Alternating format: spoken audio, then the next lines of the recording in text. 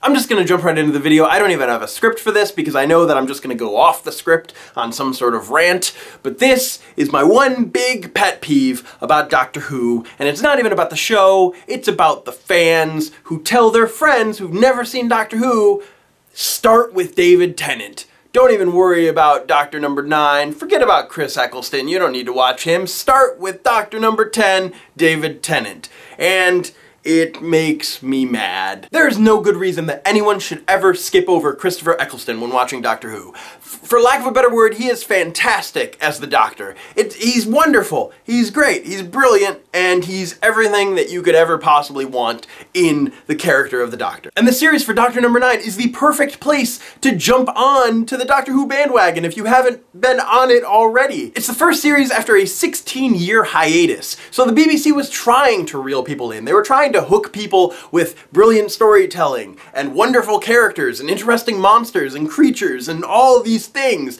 and they tried, they put all of their effort into this series, and it shows, and it's wonderful and campy at times, but that's fine. If you start with Doctor Number 10 without seeing any of the Eccleston episodes, you will be confused about a lot of stuff. The first appearance of Jack Harkness happened with Eccleston. First appearance of Rose happened with Eccleston. Mickey, Eccleston. All of this stuff happened in Eccleston's series. And it's only 13 episodes. Even if you hate Christopher Eccleston, you can sit through 13 episodes to learn all this stuff about the Doctor Who-niverse. My one exception to that rule is if I'm watching an episode with somebody who's never seen Doctor Who before in their life, I'll watch an episode out of Eleven's series, where the Crash of the Byzantium and the Weeping Angels and River Song and Amy and all that stuff. The two-parter, I'll sit down and watch those 2 episodes with them. And usually, that will hook them in. And then I'll tell them, go back and start with Doctor Number 9, because that's how you should do. The thing about the episodes with the Crash of the Byzantium is that it's Amy's first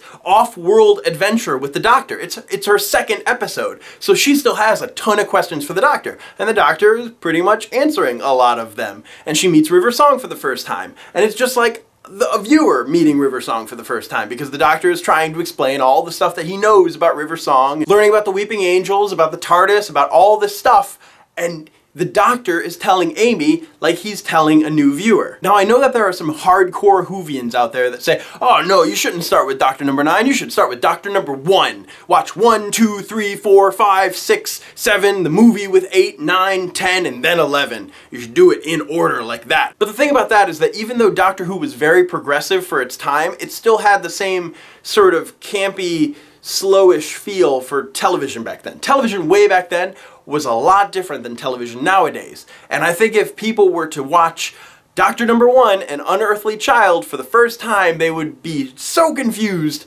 on what's going on. They would think that it's at a very slow and weird pace. And not to mention, the Doctor in those early episodes is very closed off, and he doesn't really like explaining things to humans. And so, as a viewer, you're not really getting a lot of answers. Whereas 9, 10, 11 are like, I'm a Time Lord, let's go save the universe, come along, run with me, we're gonna go fix stuff and things. But there are people that just want to glaze over Eccleston and just pretend like that little series didn't happen, just shoo it under the rug a bit and start with Doctor Number 10, namely David Tennant fangirls that are like, oh no, you don't need to watch Doctor Number 9, forget about Chris Eccleston, start with David Tennant, he's the cute one, and all that jazz. And it's just like, it makes me mad because you should not skip Christopher Eccleston, whatever you do. And if you've never seen the Chris Eccleston series, it's just one series, and it's brilliant.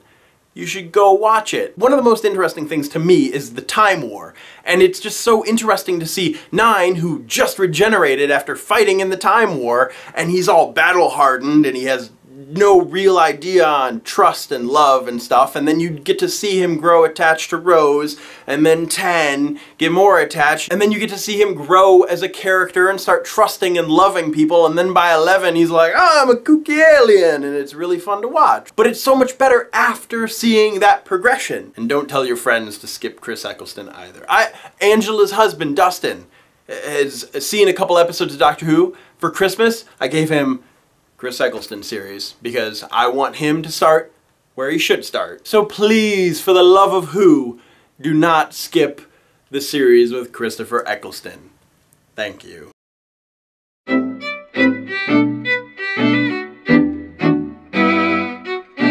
Hey, I haven't done a question video in a while, so if there's something that you really want to ask me, ask it down below in the comments and I might possibly answer it in a video type thing tomorrow. Sound good? Okay, bye!